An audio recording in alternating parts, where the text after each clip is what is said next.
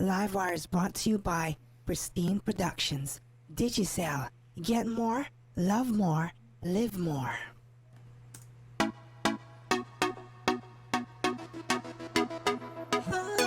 What's up, what's up, what's up, guys? What you doing? Want to shout out to all the fans here. Remember, guys, you can hit me up on my YouTube channel here, and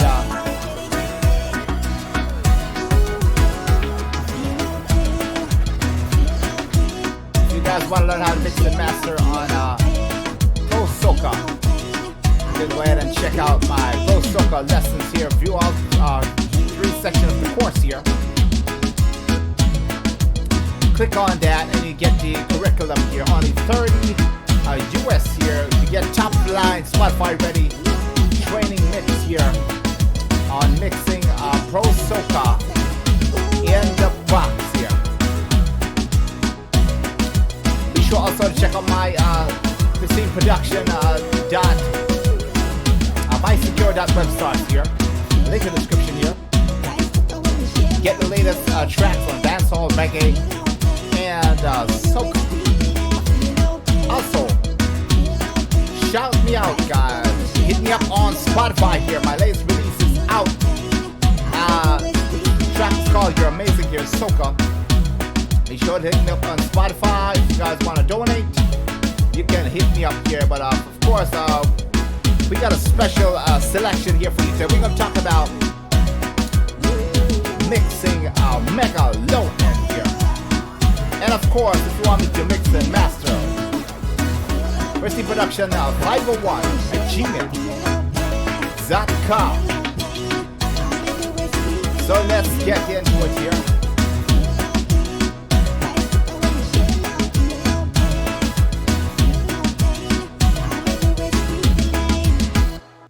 I want to say shout out here and what's up, guys? I'm a mix engineer, mix extraordinaire here. Mr. International himself, Andrew Rayburn here, and I want to welcome you guys back to the show. You know, we always got good stuff, the goodies for you, and we're going to be talking about mixing a mega low end here. We're going to talk about mega low end, how you can get that fat sound, how you can get that bottom end to shake those speakers in that car, on that earbuds. You want to impress those clients. This is the show for you. So let's get down into it here. Mixing a mega low end here. So I have a reggaeton track here. I'm gonna play a little bit here.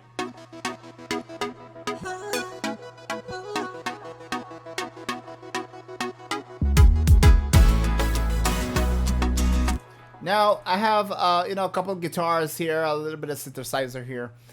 And so we're talking about low end here. And go straight into it here. I'm going to be showing you some tricks that I did not only on the drums here, but also on the rhythm section here. Some people think it's only on the kick drum or on the snare you need to add low end. You can add low end to add warmth, make the sound a little bit closer to you on guitars and stuff. So here we go. I'm going to isolate the instruments here. Let's start off with, let's see what we got here.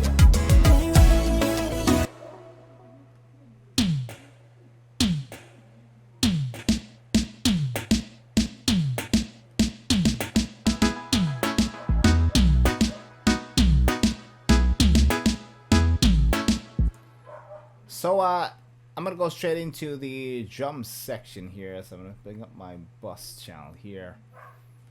If you guys want me to mix and master for you guys, remember you can hit me up on my email here, which I give you guys professional mixing and mastering services here.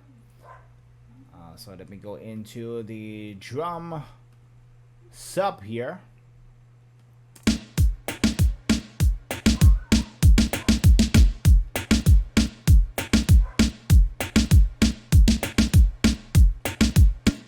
So first thing, of course, I did, I'm gonna highlight and go on the kick drum here. Okay, there we go. Pro tip, remember to use the shift button if you want to isolate the sounds. Apparently I had it on solo safe here. Sorry about that, guys. So let's get down to the kick drum here. Now, this is where I started off with here. Now, I had, first of all, you want to get a punchy kick. You want to make sure you have a kick that has a lot of definition here. It sounds already punchy and tight, which is what we want to go for. I want to go for that sound. And I'm hearing clarity on the kick drum there, so I'm not going to be boosting too much of the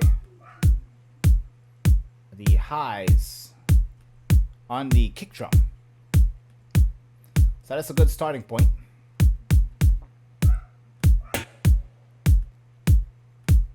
Now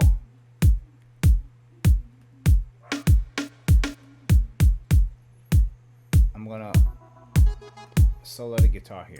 So what I went ahead and did, I pulled up a SSL here, and you want to check out the 30 to 40 to 60, even up to 160 if you want to get high low end definition, mega low end there, without crowding the sound of your mix here. So what I did here, I'm boosting actually 8 dB at 40 hertz,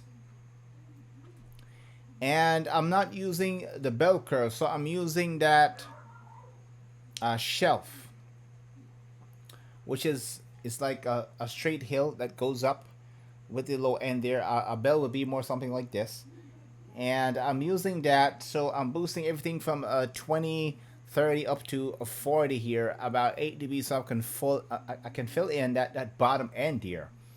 So let's engage SSL here. Off, on, and I'm getting a little bit more grit, a little bit more distortion here with this kick drum for this reggaeton track here. We want punchy, we want power here. The kick already has a nice punch. We want to enhance that bottom end here to get a little bit more guts.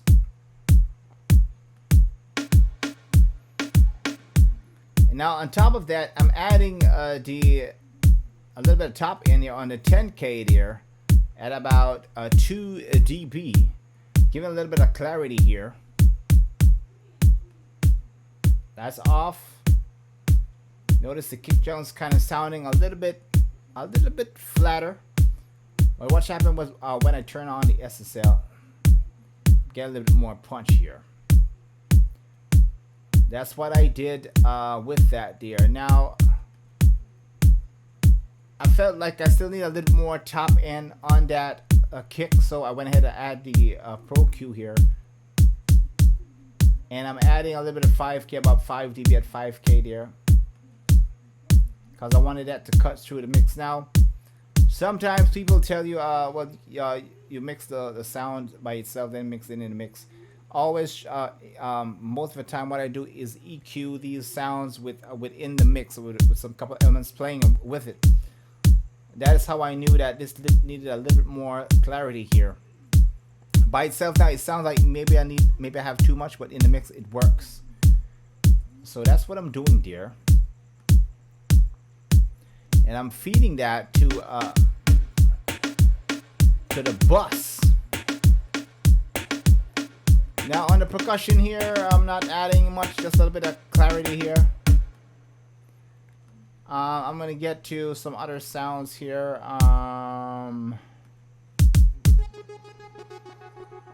That's the guitar.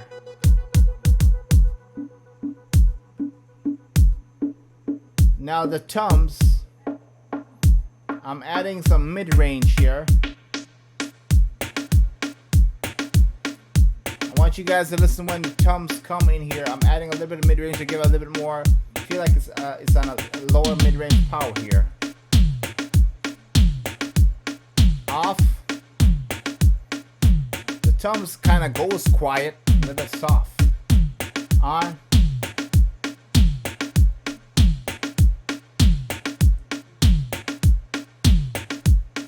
isolate that by itself.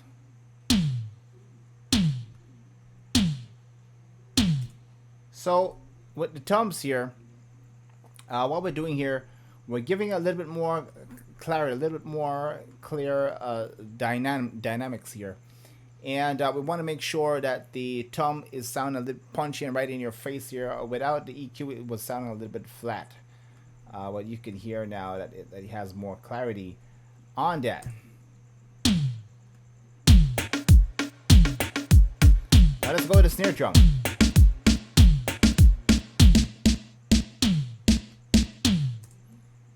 Now check this out. I'm going on the snare drum here and I'm boosting a butt load. I'm 10 dB at 164. This is a shelf curve here. So I'm going from 40 up to 160 on this snare drum. You might say, why not use a bell curve here? The reason why, because I'm listening to the sound of what these analog plugs is doing to the instrument here, the snare drum, and I wanted a fatter snare drum, and to me, it sounds like I'm getting more weight and heavy lift on the snare with the shelf engaged. Whenever the SSL, I'm going to teach you something real quick. Once I hit bell and that little button goes green there, it means it's going to be just that little bell curve actually around the frequency you choose, maybe 40 hertz and not affecting the rest. But since I have the bell curve off, it's transforming into a shelf here. So I'm going to turn off the SSL here. I'm going to turn on the SSL back. And I'm getting that clarity there that I was talking about. Let's see what else we got here. We got some guitars here.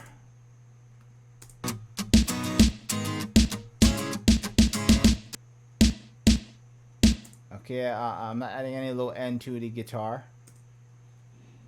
Remember, it's not just drum, guys, that we're adding low end to. We're adding low end to these other musical instruments as well. So I'm adding some clarity to the piano there. Let me go up to the keyboard section there, adding clarity. So it's mainly the drums I'm adding a little bit of meat to, and the snare. Okay, now we have the element. Let me isolate that sound. Yeah, I'm seeing I'm boosting some low end here. Now this lead tone here, I wanted it to sound a little bit more warmer. Some people tell they want a little bit more closer definition on the sound. Generally, it's kind of lower mid-range bass area you want to boost here. So what I'm doing here, I'm boosting about 2 dB at 111 here. It's giving me a rounder sound. SSL off, on. So it's sounding like it's a little bit more compressed. Although I'm barely doing any compression on SSL, it's mainly the frequency giving that weight there.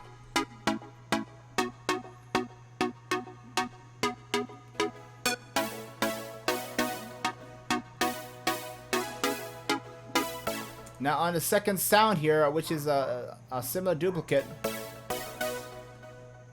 I'm boosting of 7 dB here at 136. Notice I'm getting different numbers here.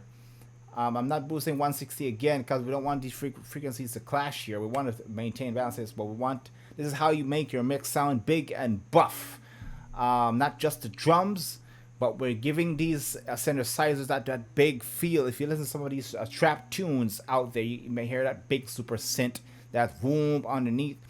They're boosting some of these frequencies, guys, so don't be afraid here. So I'm boosting that to get a bit more definition on the low end. Off, on.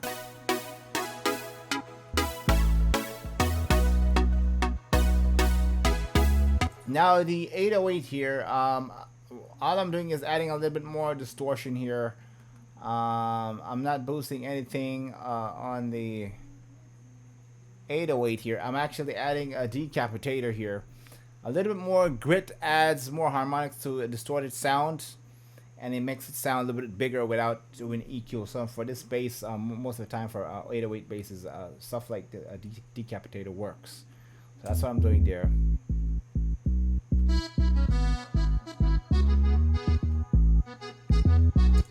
Even the accordion, guys.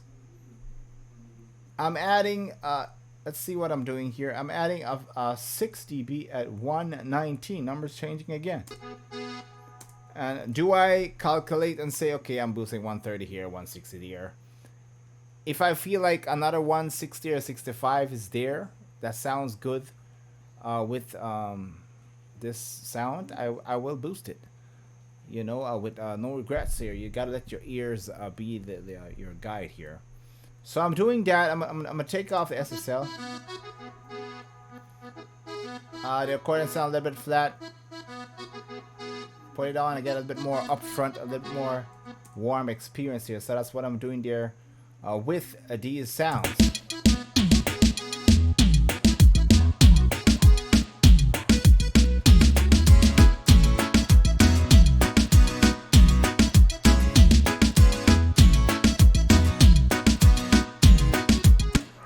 And in the mix, it's sounding beautiful here. And I'm taking a little bit further. I'm adding a little bit of you know, a little bit of extra sauce here. A little bit of power compression here with the Puke Tech here. I'm boosting 60 on the overall drums.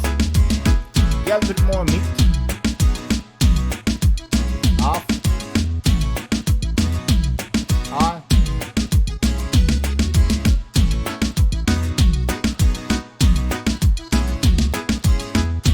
Now this is by taste, guys. You don't have to copy everything that I'm doing here, but I'm just showing you.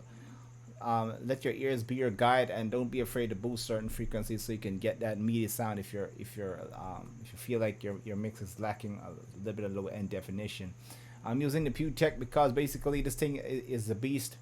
Just by sending a signal through this thing, I'm getting nice low end harmonics here. I'm actually boosting about 5 dB on the 60 hertz here. Parallel compression the entire drum bus to get a little bit more weight, and mixing that right back in because we want power. This is 2022, so that's what we're doing with these sounds here.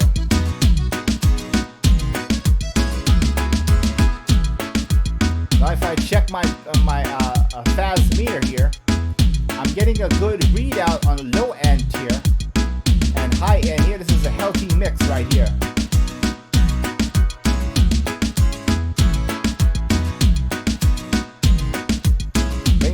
Here.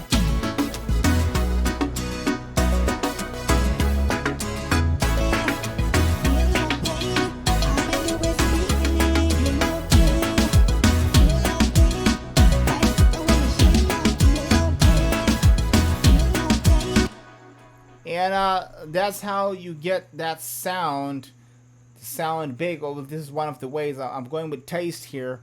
And what I feel these instruments needs, another reggaeton mix or a dancehall or pop. I actually might do something else different, and maybe not go so extreme, or even worse. I might go even more extreme, which is not a bad thing. I mean, when I mean extreme, I mean like maybe boost some more to get more definition. But I'm using my ears. I'm a professional. I know how far to push it, and how far is too much. You might say, how do you know how far to push it, Ray? You just gotta boost until you're feeling that frequency, and sometimes you can do a little bit over, so you can know, okay, that's too far. Then you back off a little bit more. Then you can find that strike, that balance there. So I wanted to share that with you guys. A quick tutorial here.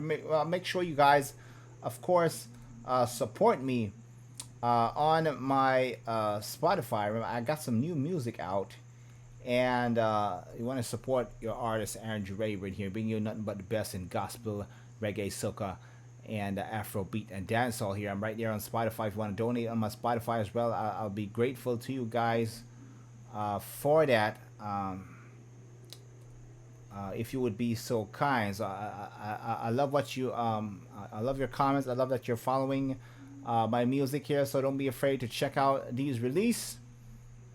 And this has been a great pleasure, guys, mixing a mega low end. And if you want me to mix and master for you, of course, you can hit me up on my email information right here, pristineproduction501@gmail.com. And I'll definitely catch you guys on the next one. It's been fun.